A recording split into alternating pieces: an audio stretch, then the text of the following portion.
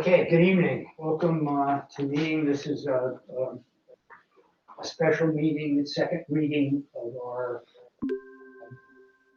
budget, public forum on the budget. If we could all stand for the Pledge of Allegiance. Pledge allegiance to the flag of the United States of America and to the republic for which it stands, one nation, under God, indivisible, with liberty and justice for all. Okay, thank you. Bill Perkins is joining us by phone, so the board is all present. Item 3.0 is public comment on the FY22 budget, and we do have one caller who's asked to address the board.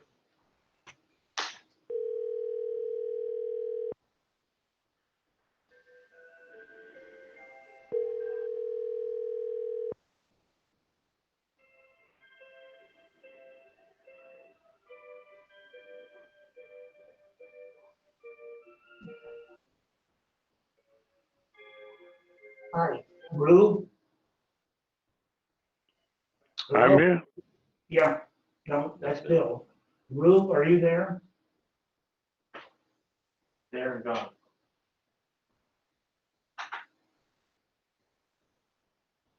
Did we lose him? Connected momentarily, but I'll try one more time. I can hear you. No, we're waiting for our caller, Bill.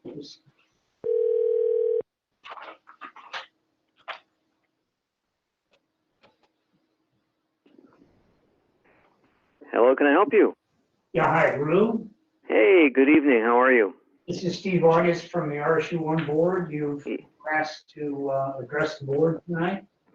Yes, thank you for calling. I wanted to renew some of the remarks I made at the regular meeting in relationship to the budget hearing, and again, I have to question if this draft provides for adequate funding for the technology department and other departments to get enough personnel and resources to respond to the needs of your two customer bases, the students and the parents. Does it require the implementation of a complete suite of applications? In the discussion in the last meeting, I have to say that I felt reservations that the process of developing the budget really required the staff, that the board required the staff to come to them with a budget that's anything more than how we've always done it. And I find that a little disappointing if that's what happened. If you are working from a this is how we've always done it direction, that would strike me as being fairly 180 degrees incorrect.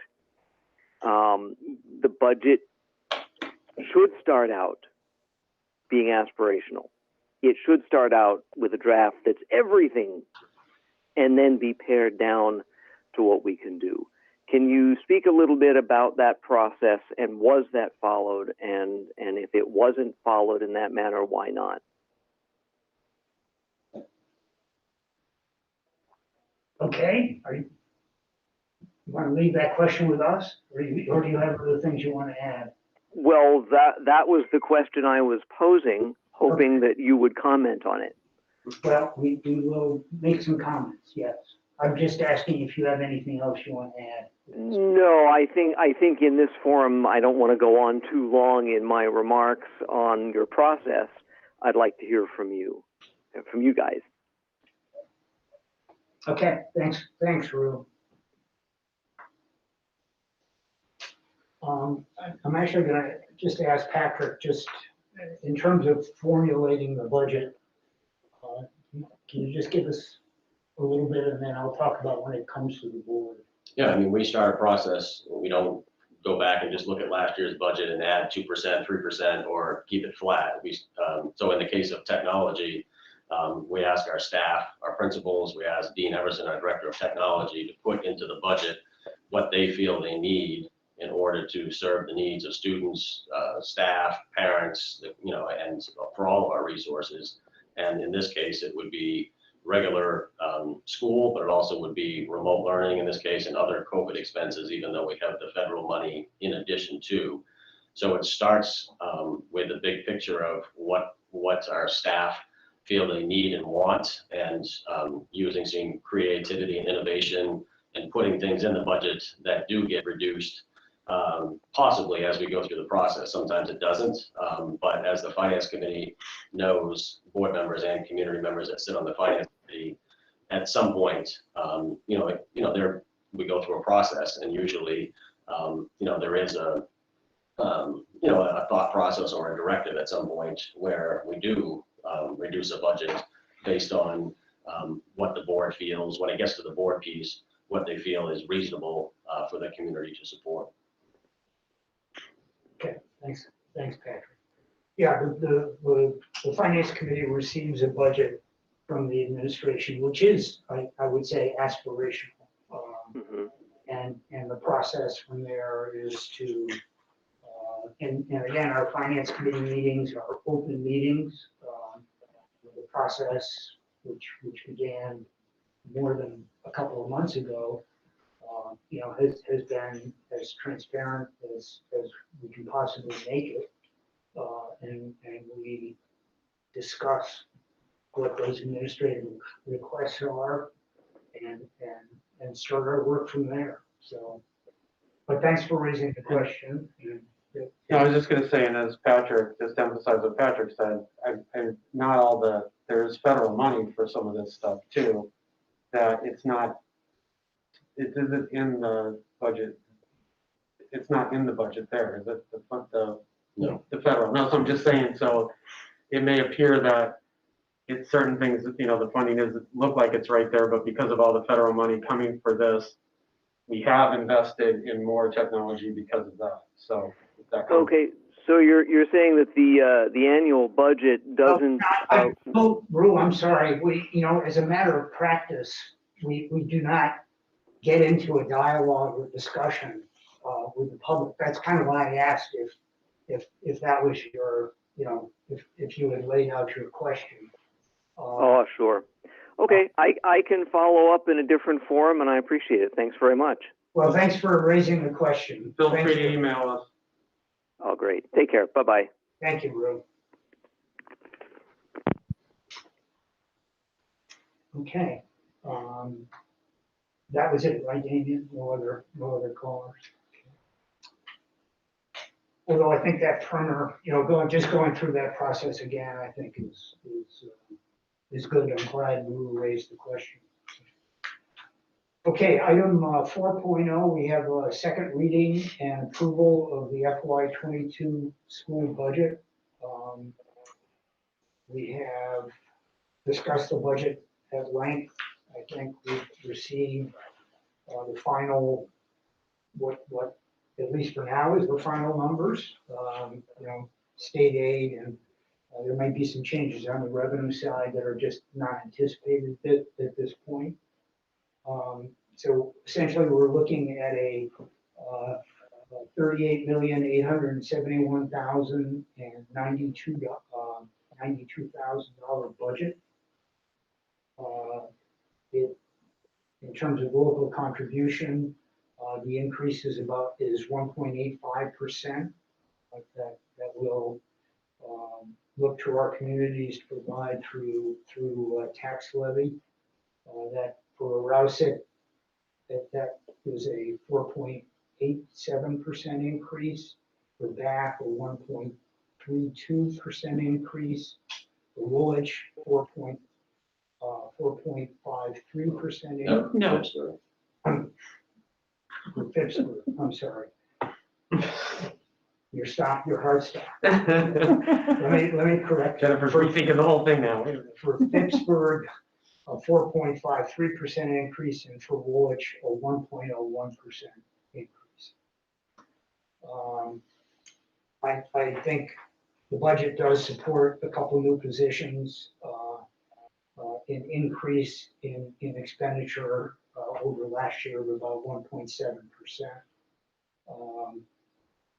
I think we've discussed it at length. I think the administration has worked through and tried to reflect our concerns as a board and also public concern as it's been raised to us.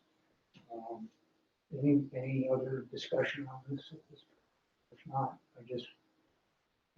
Yeah, I just, I want to thank the finance committee for the work they've done. I want to thank my board colleagues for looking at all possible ways that we can do and serve the public for this budget, but also to be mindful of the burden on taxpayers at this time. I came in to hear the budget process publicly wanting a flat or reduced budget, and I think that I was really very grateful that everyone working and looking at all the revenue streams that we have and every possible angle to be able to keep the increase as small as possible. And I think that job was well done. I'm very proud of the work that we have done in balancing the burden to the taxpayers and also the needs for our children, our families, and our schools. So I feel very good about this budget and thank everyone for the help in getting me closer to that point of fiscal mindfulness and also supporting our teachers and our students and our schools. So thank you all. yeah, I do want to thank the administration, as Jen noted, and the finance committee for their work on the budget for sure. Any other questions? Yeah. No, I was just, Jennifer pretty much summed it up, but I wanted to thank, I know all of our principals are on, and I wanted to thank them, echo what Jen said. And if Mr. Dunn is still listening, I mean, there was this, our principals in particular, presenting all their budgets to us. I know it can be a long day, and I know there's a lot of questions, sometimes double questions. And thank you, Dean, for the technology presentation and all the other departments. I agree. I think it was a lot of hard work, and Jen, you really fought for your constituents, so we all did, but I mean, I just really want to commend you for that. So I agree. I think a lot of hard work went into it, and it was a good balance, what we came up with. And Deborah, too, for all her hard work, for putting it all together. Okay, thanks. So we need to take a vote to adopt the budget. Do I have a motion? Motion to adopt the budget. Motion by as Lou, presented. second. I second that motion. Second by Bill. All in favor? Any opposed? Bill, you're in favor? Yes. Okay, thanks. Okay. Item 5.0 is a vote to call and approve the warrants for the FY22 school budget and to call and approve the notice of the remote public hearing for that referendum. You have to So yeah, so I'm gonna read this. Okay, so I'm gonna read through, that's a long statement here. The motion will be that I move that the vote entitled "Vote to Call an RSU Budget Referendum, Call a Public Hearing, Approve the Referendum Warrants, and Approve the Notice of Public Hearing" be approved in form presented to this meeting, and that a copy of said vote be included with the minutes of this meeting. Vote to call a RSU budget referendum, call a public hearing, approve the referendum warrants, and approve the notice of public hearing. Whereas pursuant to Governor's Executive Orders number 8 and number 8A fiscal year 2021, the RSU budget meeting is suspended and replaced by a remote public hearing and the proposed budget submitted to referendum. And whereas the full board has approved the proposed budget and other questions for submission to the voters of the RSU, now therefore be it voted that the warrants and notices of election for the RSU budget referendum presented to this meeting be approved, and that an RSU budget referendum be called for June 8th, 2021, for the purpose of submitting the fiscal year 2021-2022 school budget and other fiscal matters to the voters of the RSU for approval as set forth in the warrants and notices of election. That the notice of public hearing presented to this meeting be approved and that a remote public hearing be called for May 24th, 2021 for consideration of and comment on the fiscal year 2021-2022 school budget and other fiscal matters to be submitted to the RSU voters at the June 8, 2021 RSU budget referendum, and that the warrants and notices of election and the notice of public hearing shall each be signed by a majority of the school board, and that such signatures may be made electronically by execution of counterparts or in person at the convenience of the members of the school board. A true copy as adopted by a majority of the school board attests. Patrick Manuel, secretary. Okay, so we have a motion by Lou. Do we have a second? Second by Jen. Any comment, discussion? Okay, if not, all in favor? Any, Bill? Any opposed? No, we'll take this positive. Yep. Okay, thank you. Item 6.0, we have, or you received electronically, you didn't get a mail packet, but you received electronically a copy of the Mid-Coast Hospital lease, and this would be an action item to approve this lease. Patrick? Yeah, I mean, in essence, it's a lease between Mid-Coast Hospital, Maine Health, who has taken over Mid-Coast Hospital, the city of Bath, and the RSU. And the city of Bath took it to their city council meeting last Wednesday for approval, which it was approved. And basically what it is Mid-Coast Hospital staff using, I think it's 20,000 square feet. It's mostly our Bath Tech side of the old school. And basically for some training for their nursing staff and some of their other staff for their hospital. And so I may have, in your backup, I think I said 3 months rent for us, but basically it's July and August that we are part of the lease. And then again, our plan is at the end of August is, our plan for the sake of this lease is that the building is turned over to the city, and then the city has that lease continue, and we're kind of out of the picture then. So really ours is July and August. They, Mid-Coast Hospital will start to move in some things in the month of June, but the lease won't officially start until July 1. So it's really, what it is. They needed a big space to be able to do some training for their staff. They're paying us rent, and the details are in the lease there. So we did, again, we had our attorney read this through. They didn't have any concerns, and the city passed it last week. Did they? Let's take a motion and then in a second, then we can discuss. Make a motion to discuss the lease with the Mid-Coast Hospital. Your move, you can make a motion to Yep. approve the lease. Yes. Okay, so I have a motion from Warren, a second. Second by Lou. Any discussion, questions?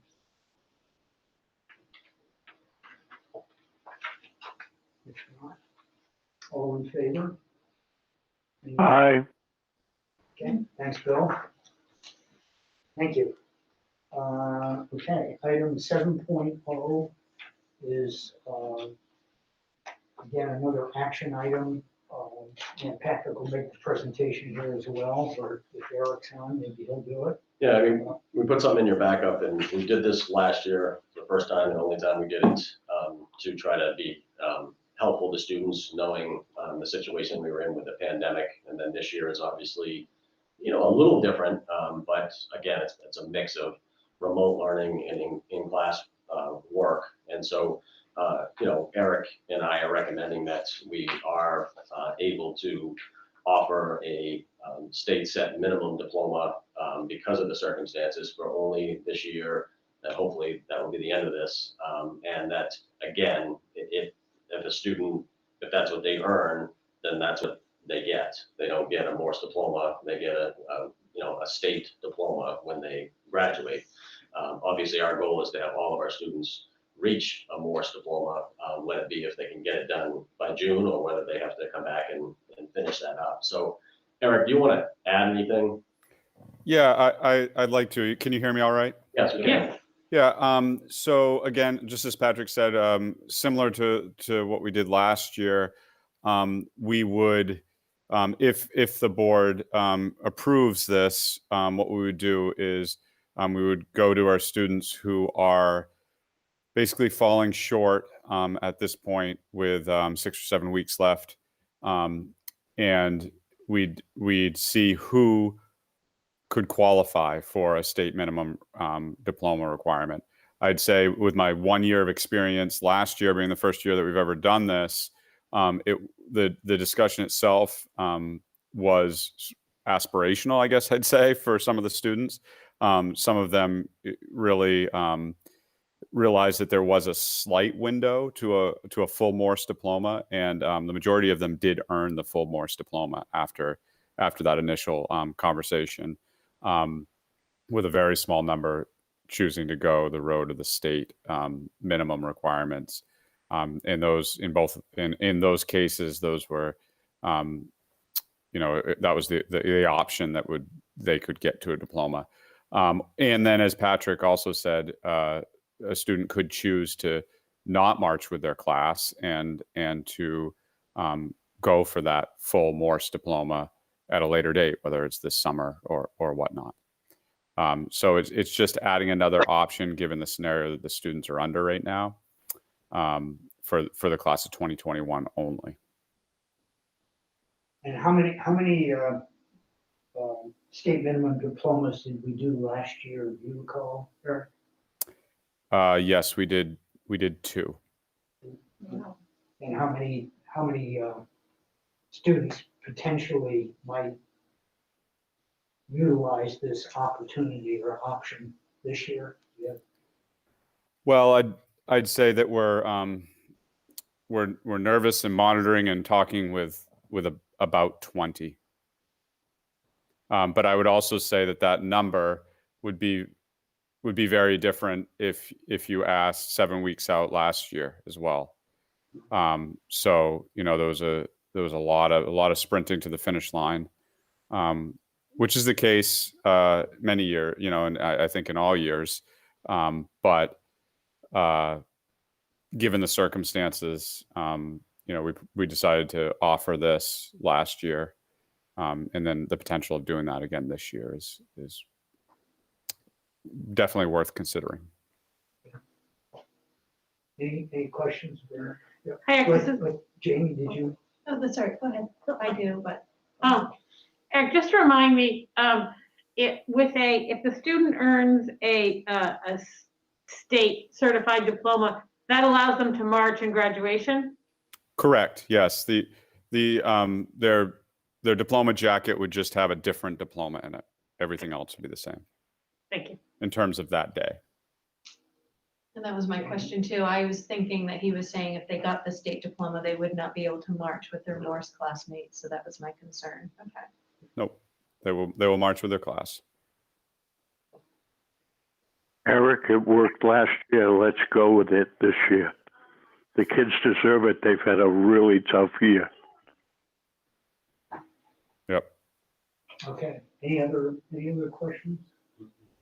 A motion? Just one more question. Eric, this is Jennifer. Just in the eyes of filling out a form in the future, albeit for employment or higher education or something, this is a high school. This meets the criteria of having a high school diploma, right? So. Yes, it does. If asked if they have a high school diploma, they do have a high school diploma. Okay. So it gives them that extra tool, let's say, in pursuing work after school versus not having a diploma. I mean, it does give them an additional opportunity there. Correct. And we do have employers that is a threshold at which they expect their applicants to be across, and in this community and in every community. And that would fulfill that. Okay, thank you. Yep. Mr. Chairman, I move approval. Okay, we have a motion by Bill, second. Second by Jamie. All in favor? Any opposed? Aye.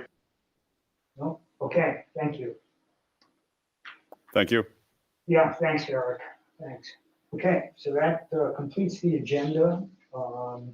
Just have to have you sign something before you go, that's all, 5 documents. Don't leave, we have to sign the warrants before you leave. Our next, the regular board meeting will be on May 24th, and that will also be the night that we conduct the district budget meeting. We'll probably do that before the regular board meeting. I believe that's what we did last year as well. And we'll script that out closer to the time of the meeting. So it conceivably is a fairly long night. We'll do the district budget meeting and then the regular board meeting. Okay, so do I have a motion to adjourn? Move to adjourn. Motion by Lou. Second by Bill. We got a second from Jamie. All in favor? Any- Aye. Okay. Thanks very much. Thank you, Bill.